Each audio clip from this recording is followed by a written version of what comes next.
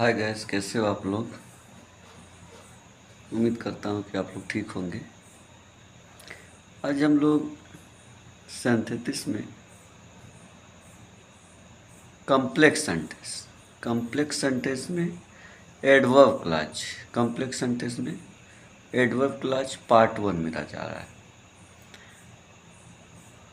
मैं complex sentence में noun clause, adjective clause के सारे पार्ट मैंने डाल चुका हूँ मेरे प्लेलिस्ट में, आप लोग जाके देखिए। अभी एडवर्ब क्लॉज जा रहा पार्ट 1। ठीक है गाइस। एडवर्ब क्लॉज 9 प्रकार के होते हैं। एडवर्ब क्लॉज 9 प्रकार के फंक्शन करते हैं। ठीक है, एडवर्ब क्लॉज 9 प्रकार के होते हैं। देख लो, नाम देखो। Adverb of time, adverb of place, adverb of reason, adverb of condition, adverb of comparison, adverb of contrast, adverb of result, adverb of purpose, adverb of manner. ये 9 हो गए। इस पे हम लोग बात करेंगे। इस सब का अलग अलग कंजक्शन है, उसी कंजक्शन को पहचानना है। वो कंजक्शन कौन सा और कौन से एडवर्ब में लगेगा। ठीक है, एडवर्ब टाइम लगेगा, एडवर्ब प्लेस में लगेगा। इसको हम लोग अच्छी तरह से पहचानेंगे। एक लगता है लंबा पार्ट जाएगा, 6, 7, 8 पार्ट जाएगा। तो मेरा पहला पार्ट है। ओके गाइस, ये सिंथेसिस में सबसे हार्ड होता है। हम लोग क्या करेंगे, इसको अच्छी तरह से समझेंगे और देखेंगे कौन सा कंजक्शन लेता है। वो अब एक कंजक्शन हो, कौन सा कंजक्शन सबऑर्डिनेट कंजक्शन लेगा। सबऑर्डिनेट कंजक्शन देखेंगे कौन कौन सा होता है। अब अभी हम लोग क्या करने जा रहे हैं, एडवर्ब ऑफ टाइम। 9 में से पहला हम लोग जा रहे हैं पढ़ने एडवर्ब ऑफ टाइम, जो समय प्रदर्शित करने के लिए होता है। एडवर्ब टाइम क्या होता है, समय प्रदर्शित करने के लिए होता है। सबऑर्डिनेट कंजक्शन होता है। यही सबऑर्डिनेट कंजक्शन लग जाता है सेंटेंस में तो सेंस देता है, लेकिन पूरा सेंस नहीं देता है। सेंस देता है लेकिन कंप्लीट सेंस नहीं देता है। तो इसके लिए ये लग जाएगा और सेंटेंस रहेगा तो आपको प्रिंसिपल क्लॉज की ज़रूरत पड़ेगी। ओके गाइस, ये सब कंजक्शन लगते ही सब्जेक्ट रहेगा और प्रेडिकेट रहेगा तो सबऑर्डिनेट क्लॉज बन जाएगा। ओके गाइस, देखते हैं एडवर्ब ऑफ टाइम। पहला यहाँ पे कंजक्शन सबऑर्डिनेट कंजक्शन है। व्हेन है,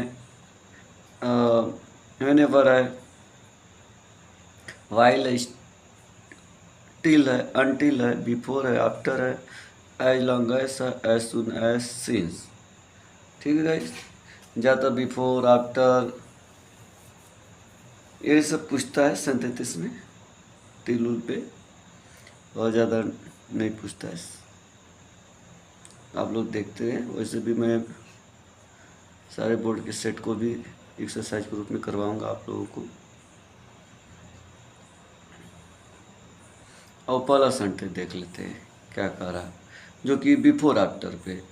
ऐसा सेंटेंस हम लोग लगाएंगे जैसे the doctor came, the patient had died. Doctor आया और पेशेंट मर गया।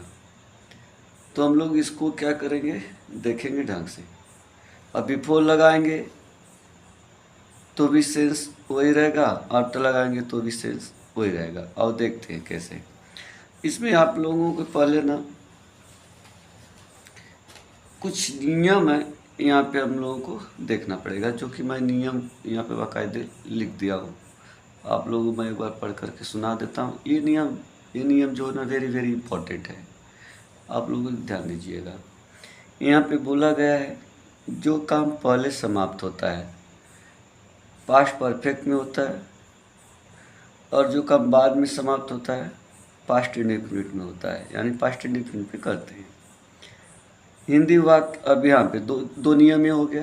तीसरा नियम क्या है, 2 ये है और फंक्शन एक ही में 2 लिख दिया हूँ। और दूसरा नियम ये है हिंदी वाक्य में। अब बहुत इंपॉर्टेंट बात है यहाँ पे, हिंदी वाक्य में हिंदी में जब हिंदी से इंग्लिश करेंगे तब हिंदी वाक्य में बाद शब्द आए तो बाद वाला काम प्रिंसिपल क्लॉज होता है। नहीं, बाद में जो काम समाप्त होता है वो प्रिंसिपल क्लॉज होता है। बाद शब्द आए तो, हिंदी वाक्य में पहले शब्द आए तो पहले वाला काम प्रिंसिपल क्लॉज होता है। जो पहले काम होता है वो प्रिंसिपल क्लॉज लगाते हैं, पहले शब्द आए तो। और एक पॉइंट है यहाँ पे है, आप लोग पोज करके इसको अच्छी तरह से लिख लीजिए, बहुत इंपॉर्टेंट पॉइंट है, वेरी वेरी इंपॉर्टेंट है। अब यहाँ पे पास्ट में दो काम होता है, एक आगे और एक पीछे, और दोनों क्या होता है पास्ट में ही समाप्त हो जाता है। जो काम पास्ट में अच्छा समाप्त हो जाता है आगे पीछे, ठीक है। जो काम पास्ट के पास्ट होता है उससे पास्ट परफेक्ट में करते हैं, जो बाद में होता है पास्ट इंडेफिनिट में करते हैं। वही बात है, पास्ट के पास्ट में दो काम होगा। पास्ट में तो होगा, पास्ट से पास्ट यानी पास्ट के पहले एक और काम जो खत्म होगा पहले, वो पास्ट परफेक्ट में होगा गाइस। ये आप लोग ध्यान से देखिए। और हम लोग यहाँ पे देखते हैं, अभी हम लोग क्या है यहाँ पे देखो, ये वाला हिंदी भी मत देखिए, मैं हिंदी को बाद में समझाता हूँ, पहले इंग्लिश देखिए। यहाँ पे जो काम पहले हुआ है, ठीक है, तो अब देखो, और जो काम बाद में हुआ है आप लोग को पता हो गया। तो यहाँ पे क्या बोला जा रहा है, ये सेंटेंस कैसे करेंगे, आफ्टर लगा के, डॉक्टर केम, डॉक्टर आए, after the patient had died, रोगी के मरने के बाद। ओके गाइस, सॉरी लाइट चली गई है, आप लोग घबराना मत। तो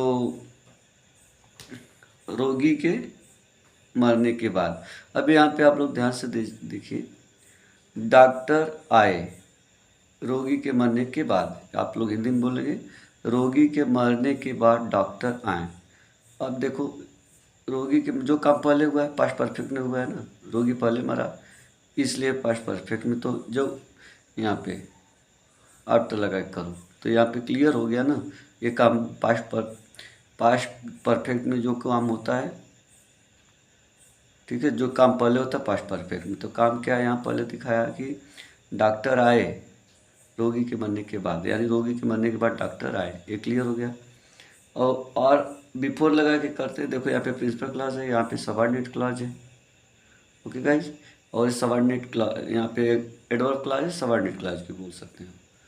यहाँ पे principal clause, adverb clause, subordinate clause, यानी एडवर्ब क्लॉज को सबऑर्डिनेट क्लॉज, जैसे noun clause, adjective clause, adverb clause होता है ना, तो उसमें से एडवर्ब क्लॉज कर, लेकिन ये सबऑर्डिनेट क्लॉज है। ओके गाइज, अब देखो यहाँ पे, अब दूसरा लगा के बिफोर लगाएंगे।